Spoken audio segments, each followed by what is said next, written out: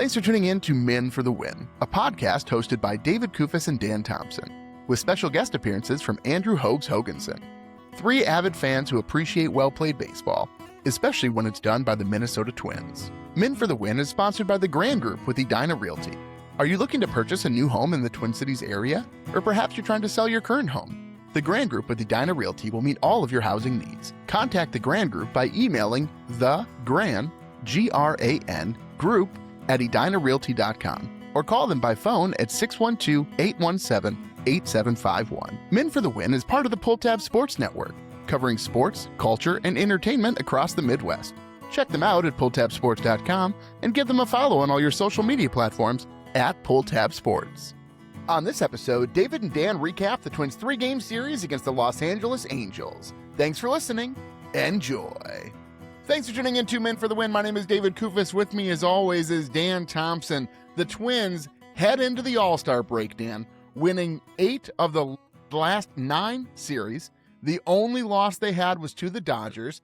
They're sitting 3 games back in the Central, might be 3.5, depending if the Guardians win today or not. And, Dan, they are currently tied for the 3rd wild card spot. I think regardless of what your predictions were, I think you sign on the dotted line every time if that's where I told you we'd be. Yeah, I think this is really fantastic to have relevant baseball. That's always what we want. Relevant baseball into the summer, into the fall. And that's what we're getting. And it's funny because the record last year, they showed this on the game broadcast. They were 47-49 going into the break last year. They're 48-49 this year. And this just feels like a team with some positive momentum, and they can hit, and occasionally they can get guys out, as we saw this series. And I think it's important to note here that they've gone through a long stretch of this winning series without Buxton, or without a Buxton at 100%. So the fact that they're winning without, I would think we'd clearly say, their best player. Yeah, I think it's pretty remarkable. Yeah, because they're getting guys to step up. Cody Clemens batting cleanup. Ryan Jeffers came back for this series, which was great and well, good to see. Just depth in the lineup. I know we've seen a lot of stats about how many RBI they've gotten out of their 7, 8, 9 spots. So it's just been a really fun, well-managed, dare we say, baseball team, even though they're under 500. It just doesn't feel like they're under 500, Dan. We should mention some other AAA moves here. So, first of all, Fedko was sent down when Jeffers came up. Eric Orsi was sent down because the Twins actually made a trade for Tommy Nance from the Blue Jays. They sent single-A prospect Ryan Sprock. He was an 8th-round pick in 2025. I guess he was playing well at single-A, but it's single-A. Who knows? Who knows what that guy could be, Dan? And then another AAA note, Matt Wallner was named International Player of the Galaxy for June, I think, Dan. So sooner or later, I think that guy's going to get another shot at the majors because you can't keep him at AAA if he's hitting 3 home runs a week. I know. I just don't know who you send out. It's a good problem.Maybe somebody will go on the injured list. But hey, let's go ahead and go forward here. Let's look at the series recap. Game 1. This is the one that got away from the Twins. Twins lose this one 4-3. Top of the first, though, the Twins get one early. Larnach walks. Jeffers flies out, but Larnach advances to third. Then Clemens hits a sac fly, so the Twins are up 1-0 early. Zebby actually flies through the first 3 innings, but Vaughn Grisham hits a solo homer to lead off the 4th. Tie game now 1-1. So Lair hits a double, then advances to third on a ground out. And then the rare score on the third from a balk, Dan. So Matthews, this one was a balk. Like, I think a lot of times you're like, what happened here? But Zebby was a little bit weird the way his body was contorted here prior to his windup. So balk is called. Angels are up 2-1 at this point. Top of the 5th, Zebby continues to struggle. The inning starts with 4 straight singles and a sac fly. Honestly, this one could have been a lot worse, but thankfully the Angels only score 3. 4-1 Angels. Game's not over. Top of the 6th, Shelton gives Zebby the 6th inning, even though he was at 90 pitches. Lowe walks. Joe Adell grounds into a double play. So there's 2 outs. Perez walks, then Meckler singles to the right field corner. Meckler tries to advance to second, and this was actually a really cool play, and also it speaks to the importance of Little League players to understand where they need to be depending on where a ball is hit, right? So you got the throw comes in from right field from Roden, and Gray is there to field the cutoff throw into the infield. Clemens sees that Meckler's trying to get to second, and so Gray throws to Clemens, who's trying to beat Meckler to the bag, and he gets a nice toss from Gray, and he gets the tag down on Meckler to get out of the inning, which honestly, could have been way worse, Dan, but a really fun baseball play to watch. Yeah, it's a really hard play, too. And it kind of had a chilling effect on the rest of the series because they didn't run on Rodon after that, I don't believe. Yeah, the astronaut, Dan, he can throw it out of this world. Terrible. It's terrible. Oh, weird. Hold on. It's like a pun. It's a play on words. There you go.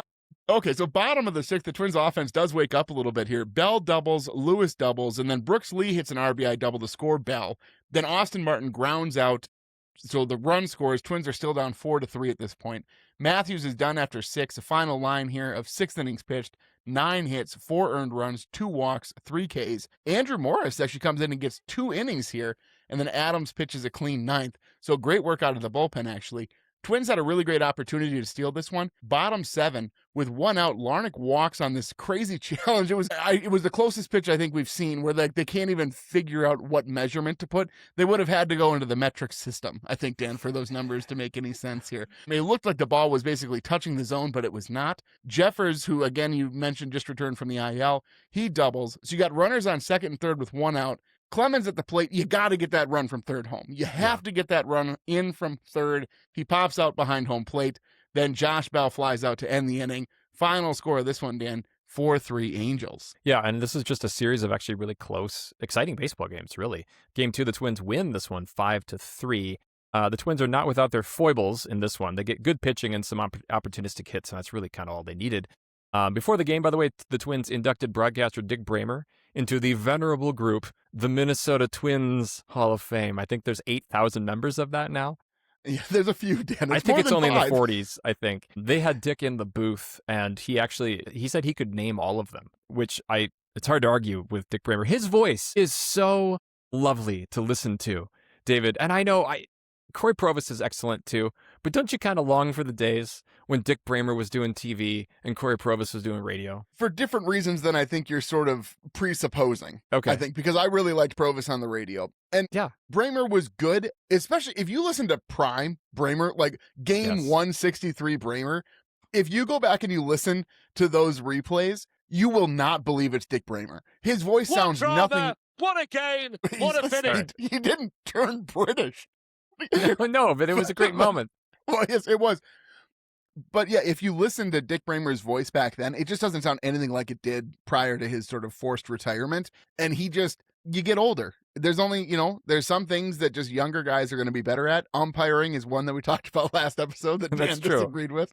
But just a more excitable Dick Bramer in the booth was, yes, prime Bramer, very good.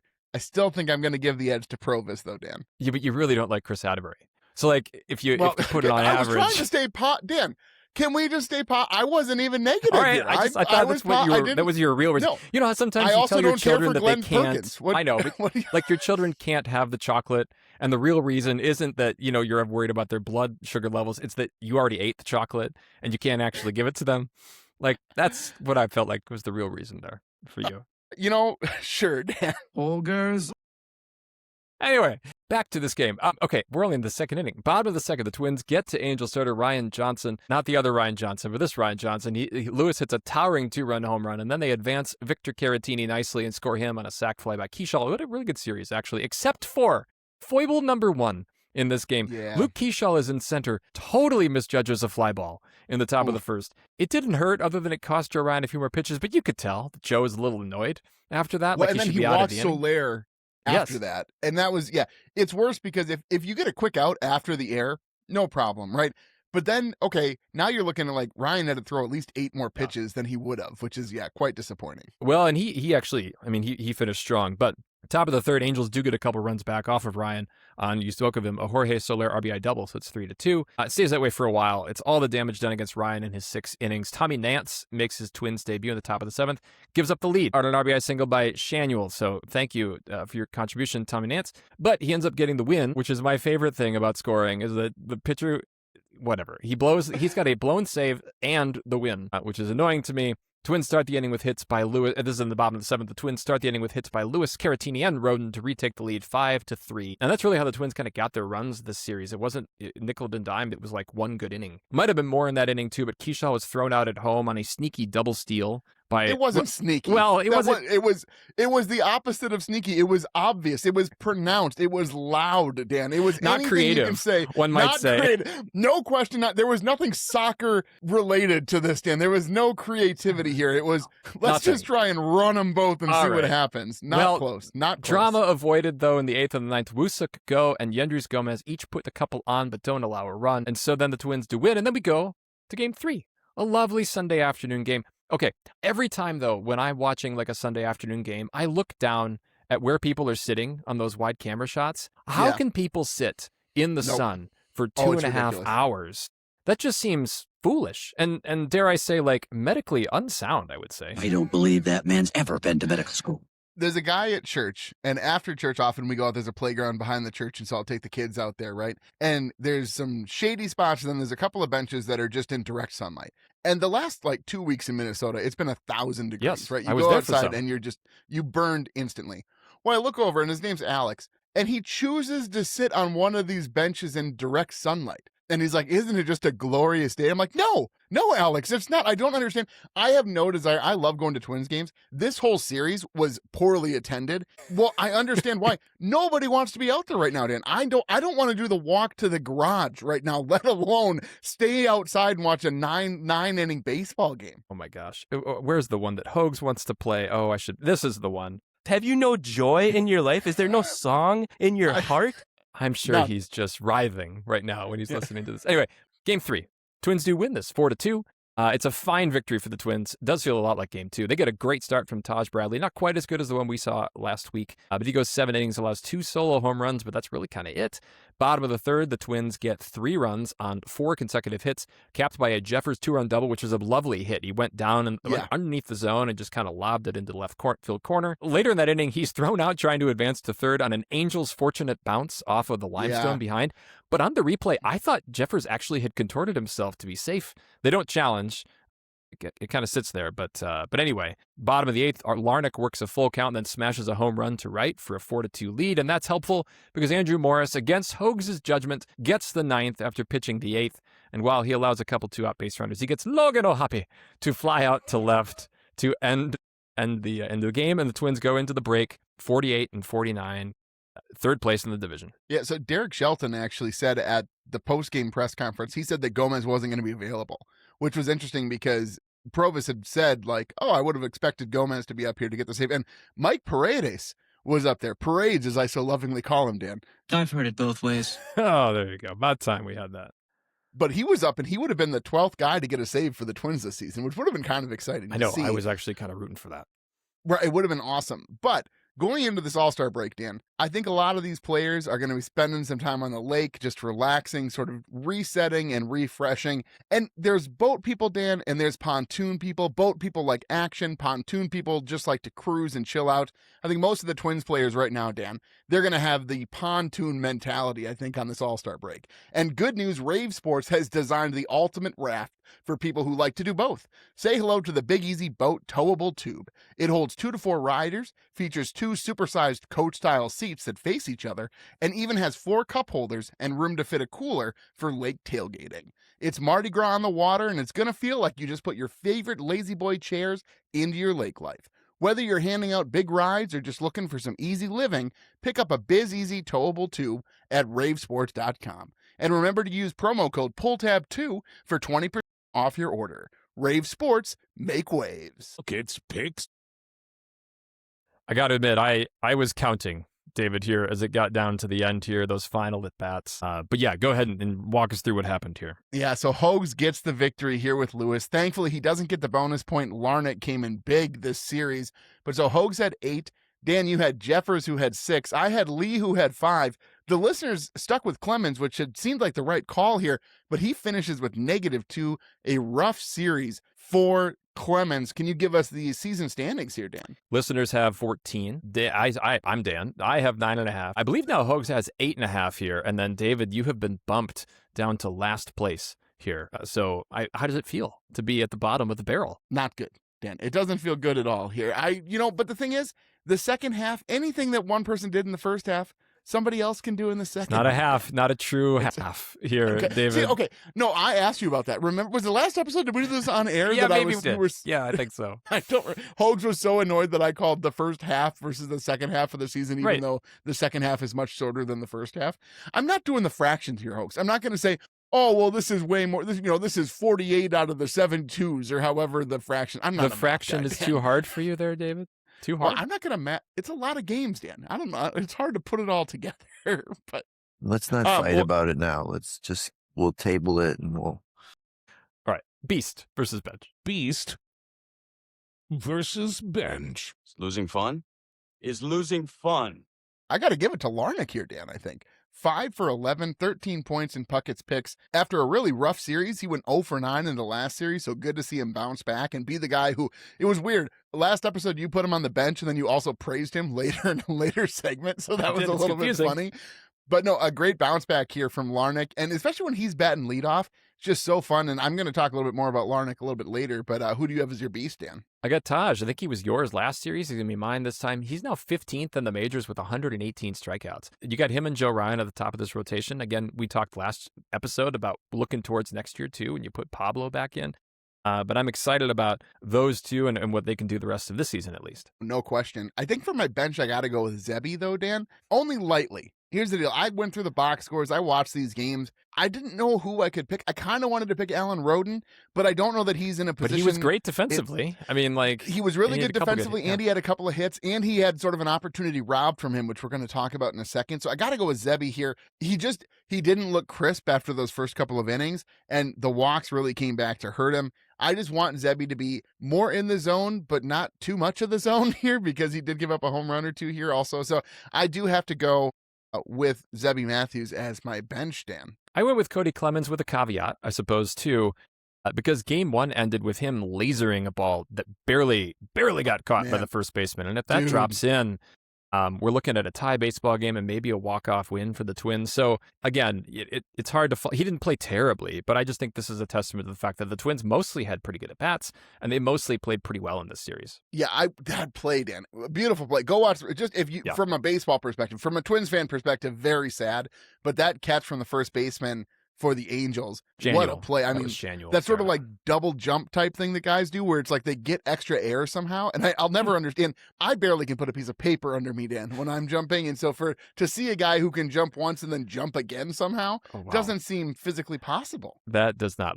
We should not analyze that too much there. There's a lot of holes in that logic. We're going to go on to Derek's debrief here. You ever seen Buck with his pants down? No. Derek's debrief. So I alluded to this here. Game one, bottom six. 1 out. You got runners on second and third. You pinch hit Martin for Roden. Now, Martin does ground out and it scores the run. First of all, I don't think it should have scored the run, the ground out. The ball was hit to the shortstop. And the shortstop, watched the guy run home, for a long time. Long enough that I'm like, why would you not have just thrown the ball home? So he gets the out at first, and so it does score the run. Alan Roden is a contact guy, doesn't strike out almost at all. Second and third, I think you got to let Roden hit there. And I understand that, he's fresh up, it's first time up for the season, these last couple of games. I just think that Austin Martin hasn't really proven to be the guy. He hasn't really grabbed hold of a starting job right now. I think you let Roden hit there. So it's not a heavy criticism. I understand you're going with a guy who's got a little bit more experience in that situation. But I'll say Roden, did he not just have a walk-off winner in the last series, Dan? Seems like a guy who's not going to shy away from the big moments. No, that's a good point. The other guy, you mentioned subbing late. I thought it was really funny that I think it was in game 3 here today, that Austin Martin comes in for Trevor Larnach in the top of the ninth to play left field. Is left field suddenly impossible for Trevor Larnach to play the sun at the right angle there? And it was tricky for Martin, too, the last catch. I thought he dropped it. I know. He went down to his knees to make the catch. That's not what I wanted to say about Derek, though. It's actually related at the same time. The decision to stick with Morris for Game 3 top 9 had to have just been a gut decision, I think, because Morris had pitched well. He had given him 2 good innings 2 nights before. Morris, by the way, I think it's now like he's like at 16 consecutive innings without giving up a run here. Yeah. Morris has been quite good out of the bullpen here. Okay, I yes, believe Dan, you can if have I your had a number kudos. of horns You to can toot. have your kudos that you proclaimed that Andrew Morris would be a great late inning option earlier I this can't season. compete with you physically, have the and you're no receipts. match for my brains. I understand, Dan. Well done. This is all coming together. This season is going like I thought that it would go, right? They don't have a bullpen, and they kind of have a bullpen, right? Occasionally they have enough. They've actually held some leads. They held 2 leads here against one of the worst teams in baseball. The offense has come through. They don't even need Byron Buxton. Like, what more could I have gotten right? I believe here, David. The one that I will quibble with, and I'm going to talk, Brooks Lee is not getting 130 or 140 starts at shortstop, but he's going to get him at third if you combine the numbers. So Close anyway, enough. It's like a radius thing, Yeah. Dan. As long as he was what starting is within third the base radius. anyway? What is shortstop? They're all just. I mean, I know they took away the shift, but he's still playing in the shortstop situation pretty often. half I'd the say. time. Anyway, all right. Let's go forward. We have some Minnesota moments here to talk about. Minnesota moment. Oh, they pointed this out on the broadcasts, actually, but there were 2 plays that were the I've never seen that before category in this series here that involved catchers. So the first one was in game 2. Victor Caratini is back there, and he's throwing the ball back to Ryan very casually.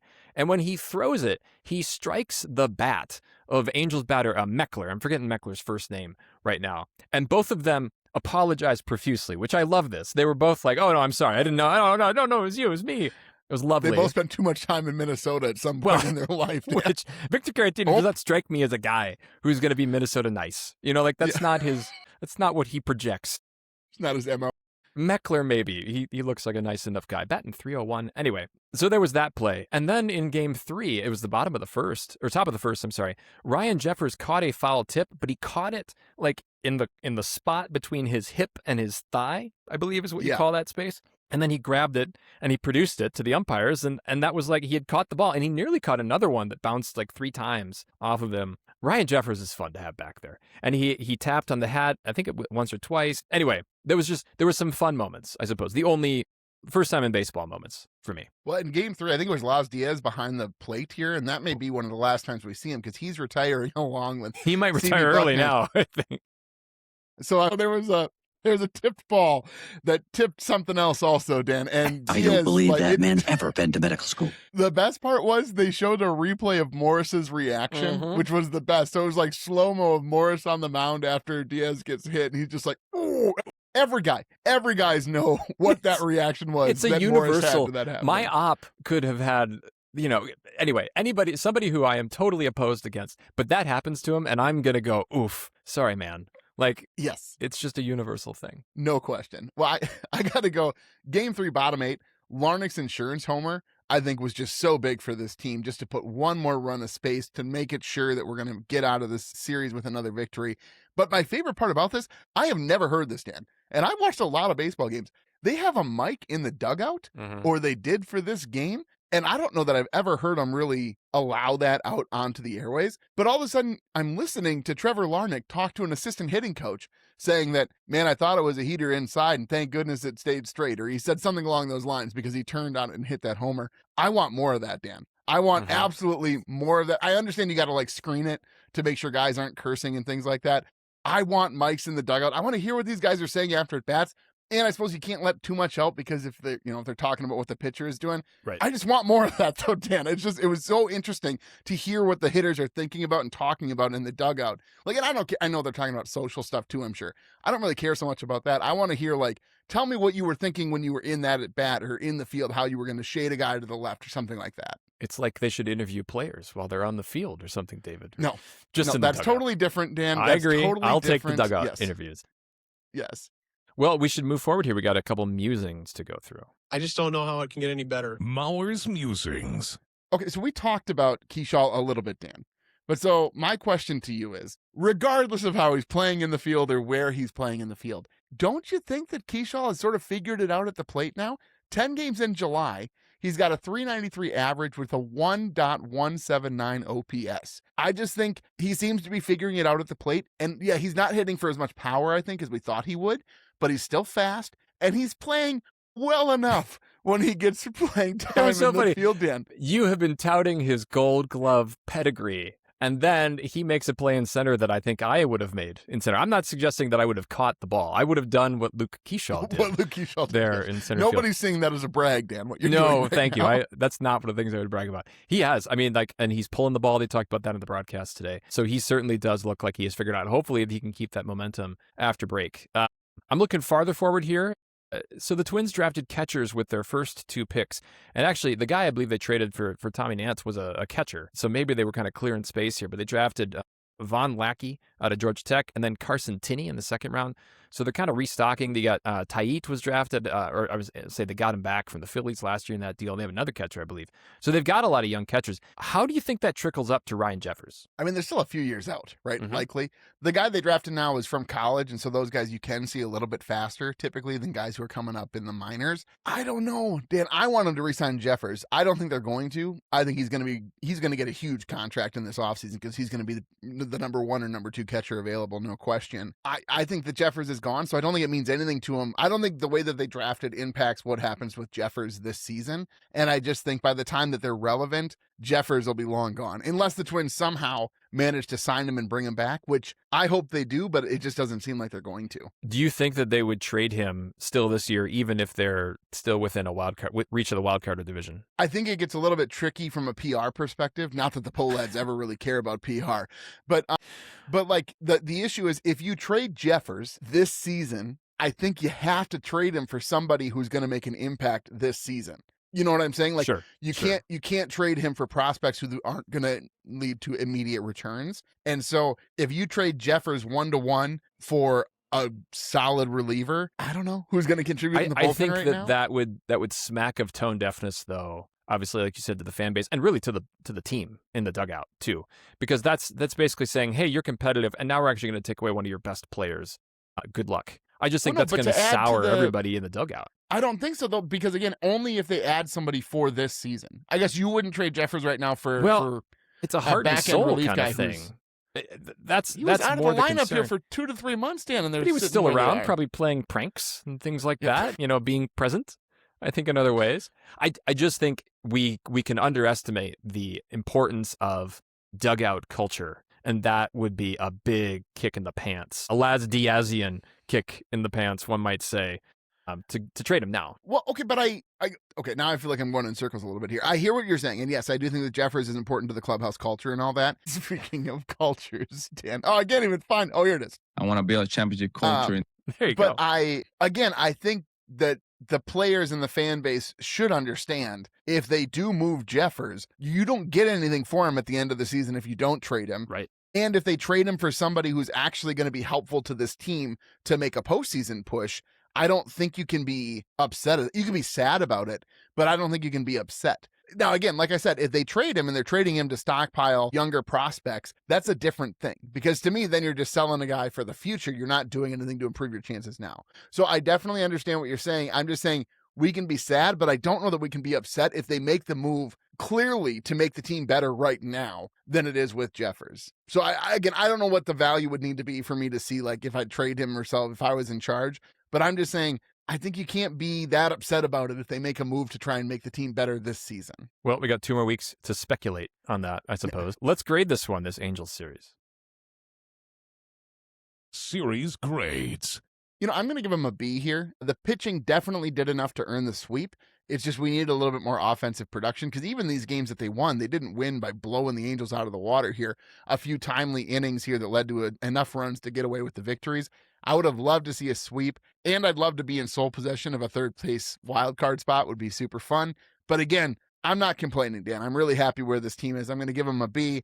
I could even shade B+, but that's just more within the whole perspective of what's happened to the season in this front half, Dan. See, isn't it nice to have a rubric, to really draw the line between a B and a B+ here? So fielding, I gave him a 9 out of 10 because aside from Keaschall's error, they played pretty well. Kreidler looked great at shortstop. He had some great plays in game 3.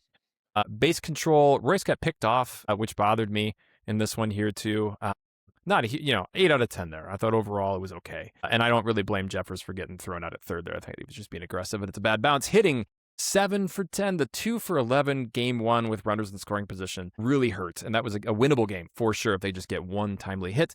Starters, though, and bullpen, I gave them each a 9 out of 10. I thought the pitching was really good here. You did what you had to do. against a poor team. And so that comes out to a B. David, thoughts on my grade? I think it matches what I gave him, Dan. It just took you a little longer to get there. Well, if you've got something that you've really been kind of waiting to deal with, right? You finally just want to get there. Tria Orthopedics is here for you. It's part of Health Partners. It's a nonprofit organization with a mission of improving health and well-being in partnership with its members, patients, and community. A leader in orthopedic sports medicine and physical therapy, Tria brings together exceptional clinics and surgical expertise with world-class research and innovative programs, including the Twin Cities' first orthopedic urgent care walk-in clinic and Tria Game Face, a premier sports performance offering. Tria sports medicine specialists have served as official team physicians for Minnesota's professional sports teams for more than 30 years. With multiple locations across the cities and western Wisconsin, Tria provides convenient access to comprehensive care for patients of all ages and activity levels. For more information, please visit tria.com. Jack, it looked like Herbeck pulled him off the bag. Herbie's headlines. This is kind of a fun one here, Dan. Matt Olson breaks the Braves Ironman streak at 741 games, which when I think Matt Olson, I don't think he's been around that long, Dan, but clearly he's been long enough to play 741 straight games. That puts him 9th on the all-time list in MLB history. Who did he beat? Was it Chipper Jones? Did you see that in the story? Yeah, shoot. This is terrible, Ray. Oh, this is man, terrible. Hold on. I can radio. look. I can find it. Let's see how fast I can find it here, David. We'll race. No, I'm going to beat you here. We'll race. No, he surpassed Dale Murphy, who was at 740. Okay. So Olson said he's an Jones. Atlanta native who grew up with a rub some dirt on it mindset. His streak started on May 2nd, 2001, Dan. Okay. First of all, Nope, there's been that many baseball games. 21. 21. Okay. All right. That makes more sense. It's embarrassing how many 21. times I dropped this. Boy, The second that two, escalated quick. it makes me feel so old, Dan. When I say 2001 and people are like, that was like 1,000 years ago. And I'm like, no. I'm a man. I'm 40.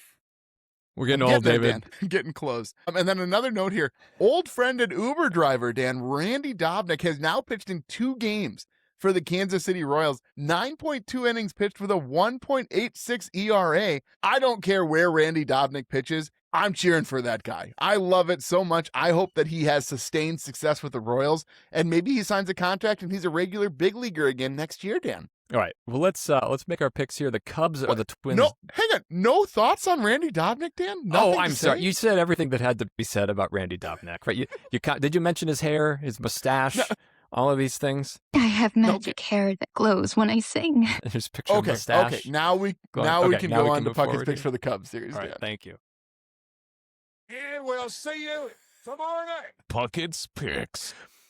It's So just listeners if I may, sometimes I just feel like you said it, and I don't feel like I need to fill air, with anything else. You said it so well. I guess that's what I Thank you. should Very say. thoughtful. Yeah, Very appreciate that. thoughtful. All right, continue here with the Cubs. Yes, the listeners here don't believe that Buxton will return from the IL in time for the Cubs series. I think he definitely will. But so they're going to take Jeffers. That goes to me then. I'm going to go ahead and take Buxton. And then it goes to Hogs, who's going to take Royce Lewis. Nope, goes to me. Nope. Goes to me. I'm third. My apologies. Yep. I got the order wrong here. I got to put the numbers in here, Dan. I'm sorry. I do this all the time. Well, I'm taking Larnach. He showed me a lot in this series here, so I'm going to go with him. I was looking for a Chicago native on the team. If there is one, I couldn't find him. So I went with Larnach, who went to Oregon State. Go Beavs. Yeah, a good choice, certainly. Hogs is going to take Royce Lewis then to round us out. That's the last Puckett's picks we're making for this half of the MLB season. You're really doubling down. Yes, you and I are going to take a little break here, Dan. We get a whole week off. No episodes here. I'm sure we won't speak at all. Nothing. During this time off. Are you going to watch the Derby and the All-Star game and all that, Dan? I'll try to. Yeah. Normally this is kind of lined up when we're driving back from the Midwest, but we're already here. So maybe I can time it out, not watching it in the hotel room somewhere in Montana. Yeah, sounds good, Dan. Well, I'm going to go ahead and let you send us out, and we'll talk next Sunday. Can you believe it, Dan? Looking forward to that.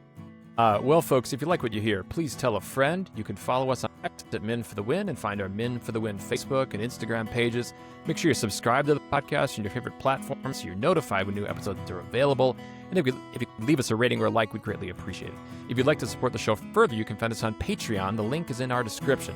Thanks for listening, and as always, go Twins. That'll wrap up another episode of Men for the Win, a podcast hosted by David Kufis and Dan Thompson, with special guest appearances from Andrew Hogs Hoganson. 3 avid fans who appreciate well-played baseball, especially when it's done by the Minnesota Twins. Thanks so much for listening, and as always, go Twins!